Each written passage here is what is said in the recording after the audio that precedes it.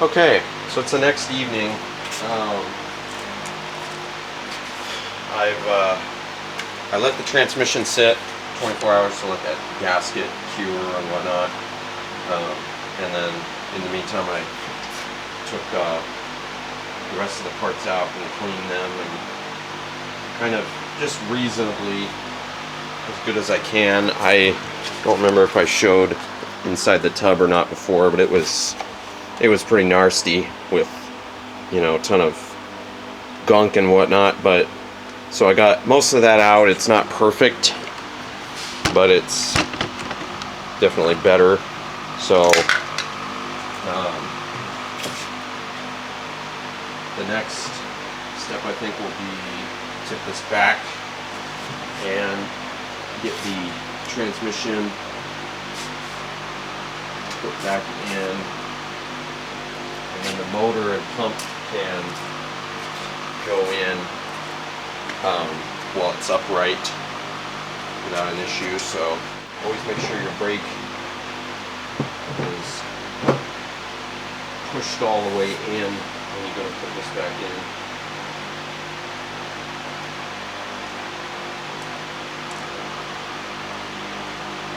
Go ahead and reinsert the bolts. Yeah. There it is. And then use your 1/2-inch socket. I don't know if I'm in the way or not, but if I am, then apologies.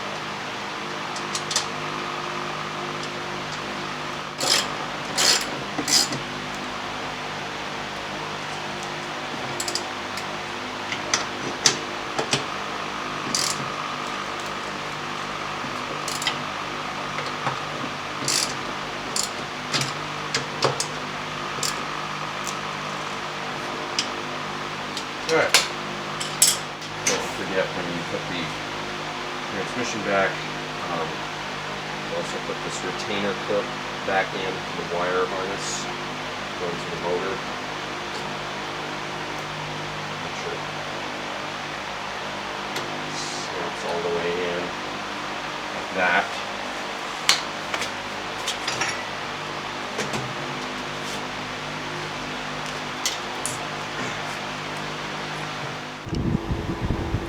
Okay, it's time to put the motor and drain pump and all that back in. So first thing to do will be to reinstall the mounting plate for the motor. So align bolts where they go.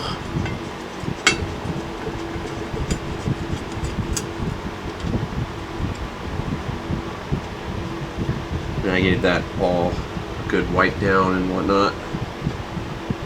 And I blew the motor out with compressed air.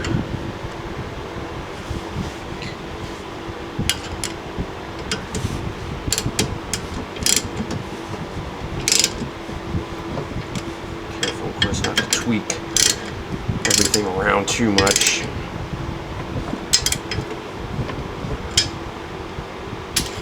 It's always helpful if you have someone else to hold stuff while you're tightening that. Anyway, with that all in now, we'll take one of our motor clips and insert it there. And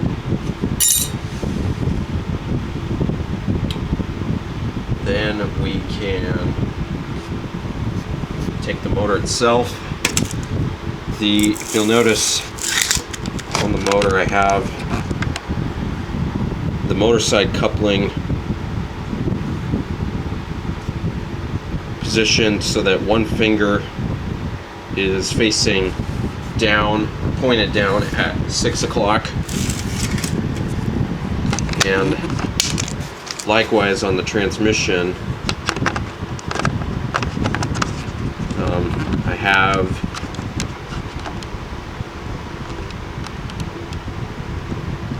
so it's hard to kind of tell with the isolator piece in, but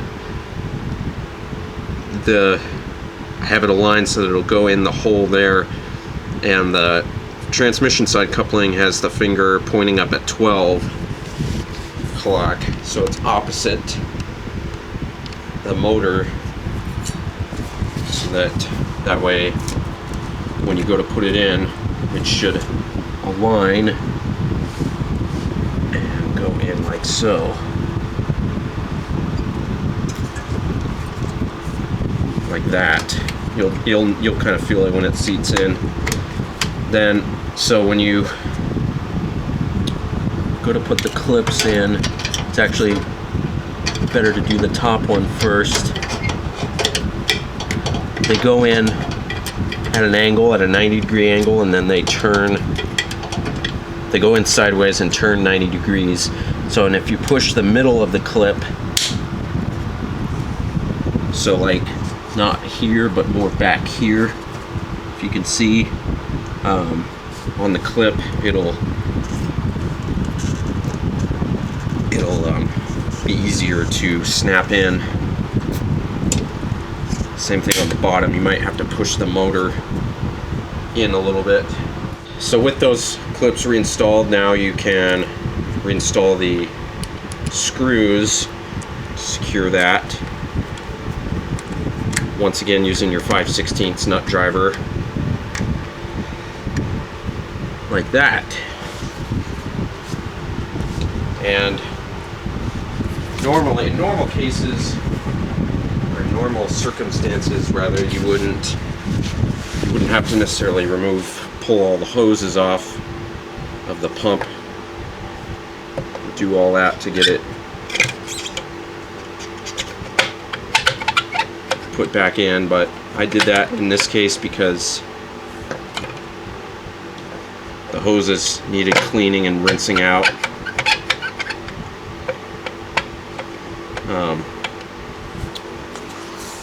So that when you put the pump in, you would install, and actually you do this before you put the pump on. So leave one of the clips in place, leave the bottom clip in place so that way you don't have to try and shimmy the pump off to get it under there, and then reinstall the top clip. And they're the same as the motor clips, they go in at 90 degrees and then you twist them and then snap them in place like that. So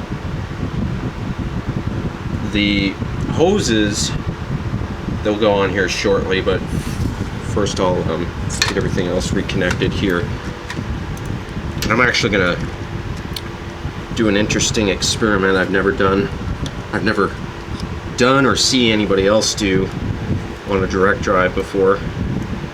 I'm gonna, once I get everything plugged back in here, and again, be careful not to touch the terminals on the capacitor when you're reconnecting those wires.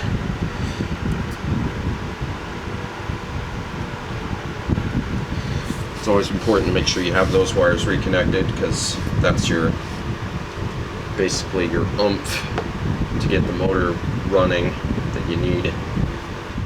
It's going to be hard to really see too much inside there, but I'm going to run the pump with nothing, with no hoses or anything connected, and it might be an interesting angle so you could see the impeller rotating. Okay, here we go. This is on agitate.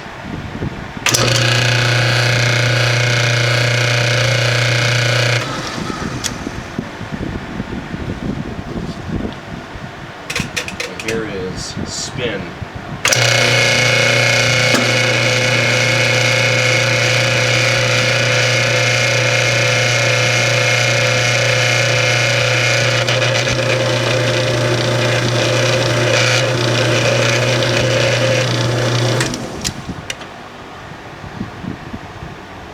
So there you go. Thought that was interesting. I don't know how the camera's gonna show it, but yeah.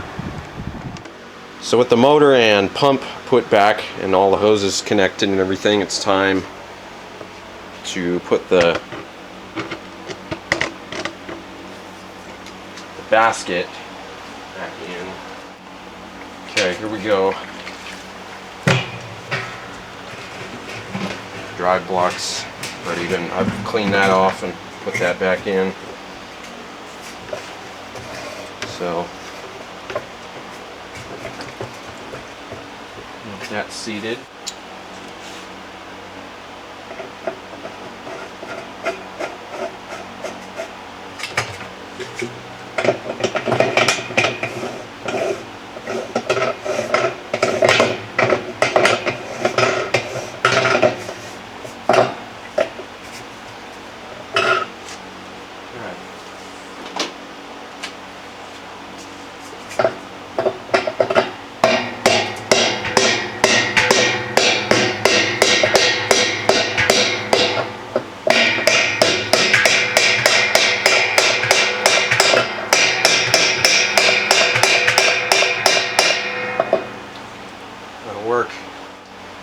This can go back on.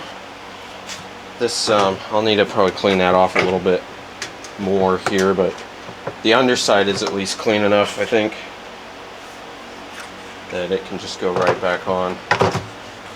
The top I'll just wipe down later here.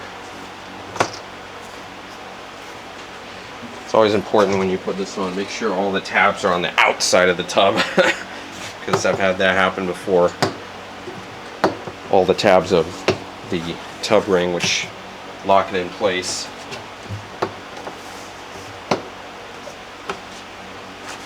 And okay, it's in now.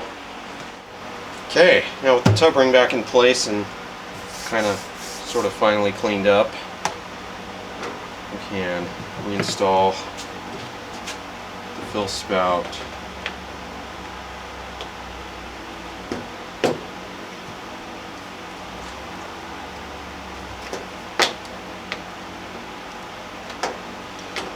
So these tabs have to bend inwards for it to seat all the way.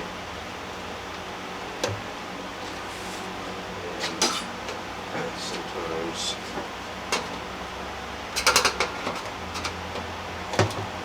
you don't want to seat all the way on the sides there, so I have to use a screwdriver to push it. But it'll go. So yeah, and I brushed off the rest of that deposit crap that was hard water deposits, debris and whatnot that was all caked up on that. So it's not perfect, but I mean, because you're not really gonna get it perfect with the resources I have anyways, but much better than it was at least. Okay, so now go ahead and put the agitator back in.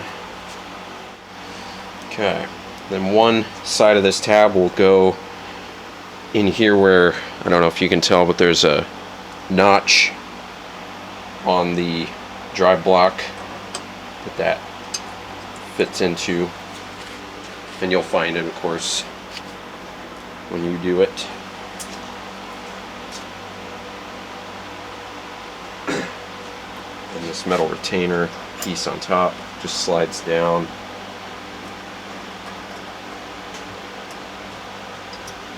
Like that. And again, that's just sort of to keep the agitator. Not all machines have that, so if yours doesn't even have that, then don't even worry about it. But for those that do, you know, just remember the orientation. You take them out when you go to put them back in, and that just keeps the agitator from freewheeling in the spin cycle. I washed and rinsed all the rest of that down too before putting that in. Top piece just kind of slides down like that, and your agitator cam sort of fits in like that. And there are these two winged slots. They're like U-shaped slots that will line up with those tabs on the agitator, on the bottom of the agitator, or bottom part rather. There's two of them, so just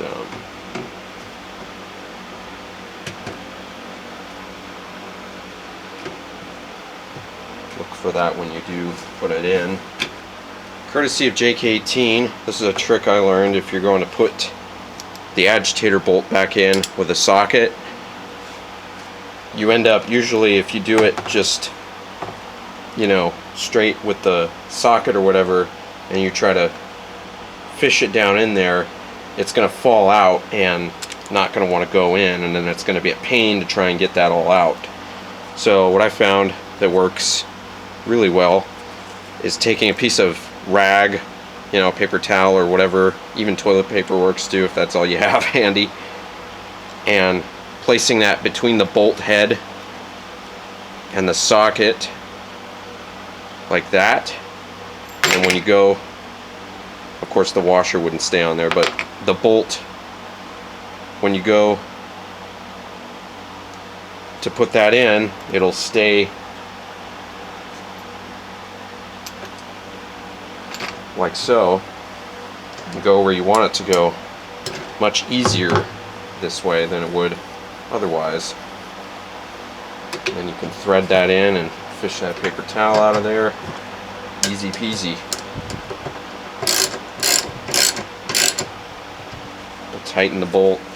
You want to hold the agitator as you do that, preferably the bottom.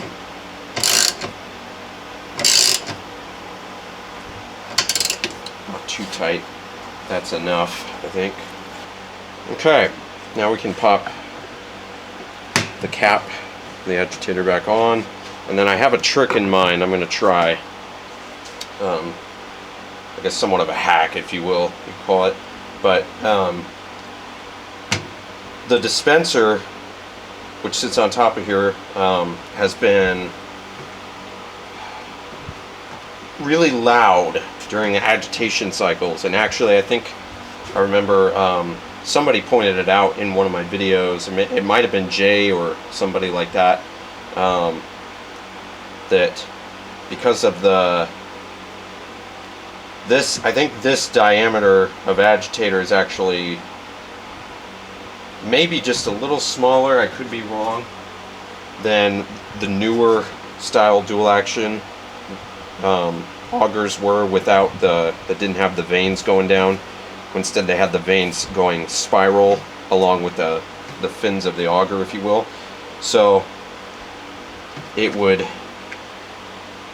and when it would agitate, you'd hear it clunk like really loud, or you'd hear it like click really loudly as it was going forward, as it was ratcheting, or as the dogs would catch on the top part of the agitator. So I'm putting a rubber band on there where it would sit to kind of push the wedges or the fins here or whatever that lock onto it out a little more, so it puts a little bit more tension on it, if that makes sense. So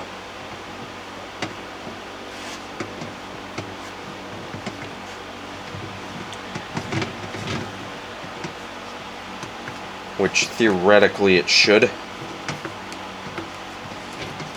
And already I can tell with how hard it is to push the lock ring down. I think that'll solve our noise issue for now. Hopefully, how long it'll last out, that'll be yet to be determined. So, but yeah, I think now with the agitator back in, I think we can go ahead and put the cabinet back in. That'll need to be cleaned out first before we can do anything about that, and then we can, that'll be it. We'll just put that back in and we'll be set to go. running a test cycle through it now. I'm recording with my phone because my camera ran out of memory, so I'm going to have to clear that here later. But for now, just so you see what's going on.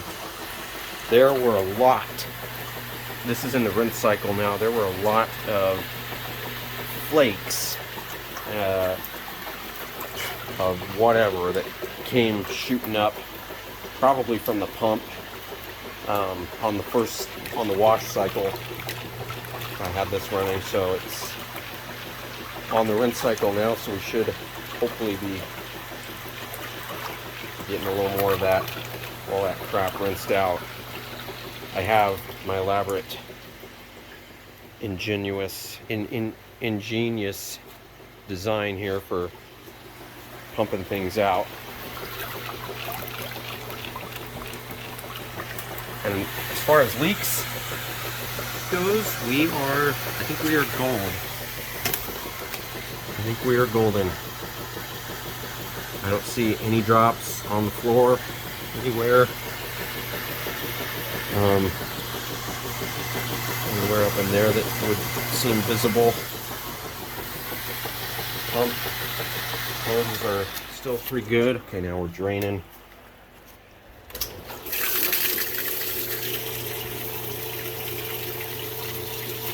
So far, I think we're all right. But yeah, so that's not even half the crap that came up the first time. So there's going to be probably a few rinse cycles we're going to have to run through this thing. And there were a bunch of flakes in between here that I could see too that probably came from the pump once again.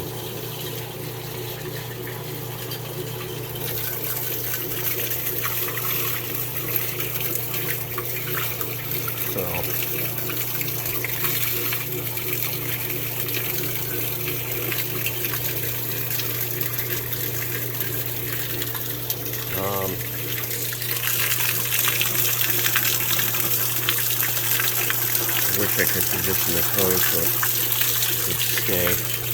Kind of something like that. Hopefully it'll stay and won't move. And then I can show you down here.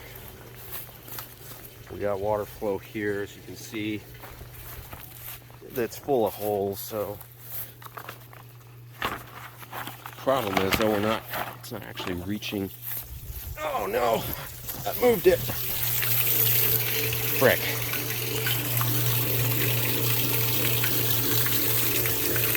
Oh, there's a blooper for you. Stop it. Alright. Thing. And then of course when it gets to where it's empty, then you gotta shove it back.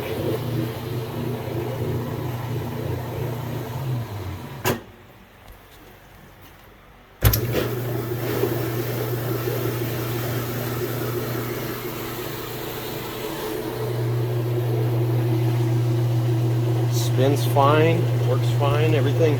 The new neutral drain seems to be working pretty well. Better than the old one. Doesn't take nearly as many strokes of agitation to warm it up, so which is a good thing.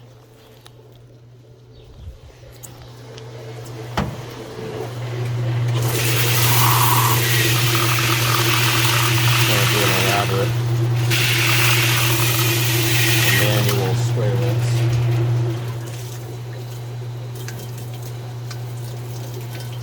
More over spray than I wanted.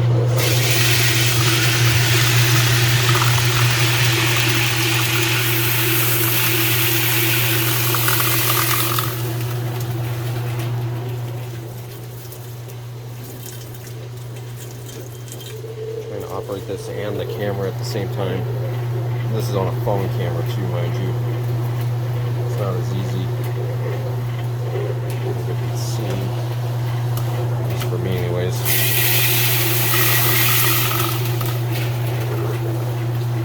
make like the old 1980s direct drives that had the 5-second spray rinses that were like continuous all throughout the spin cycle.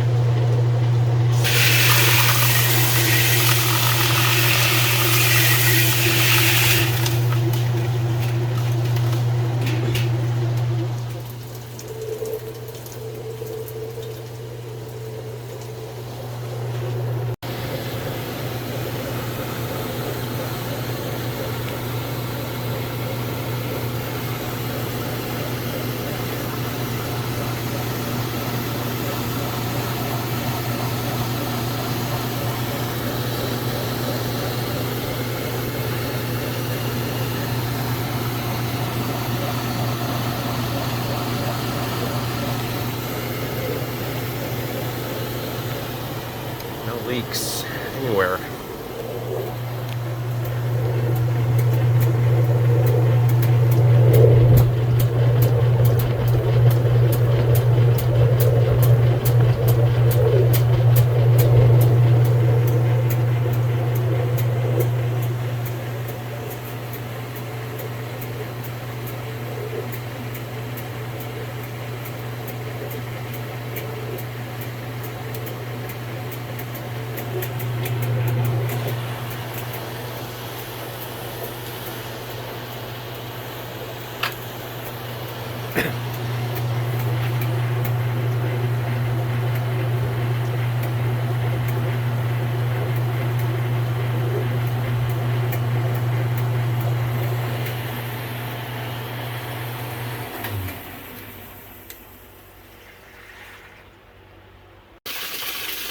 So I'm running a cleaning cycle on the 92 machine now. I have it back in the house in its normal place.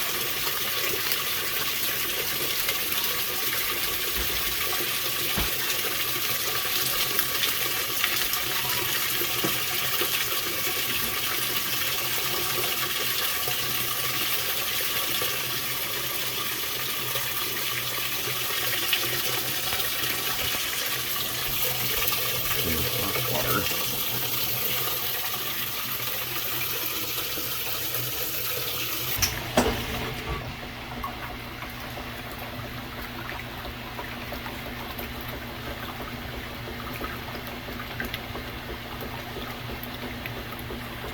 Just let that run its course.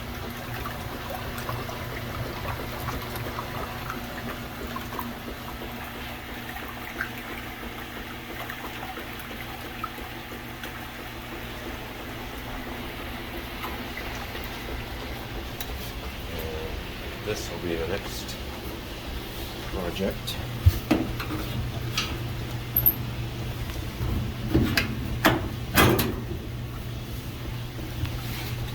Oh yeah. Look at that.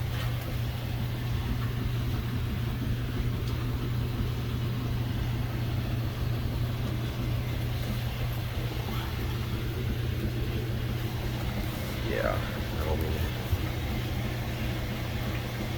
vacuumed out.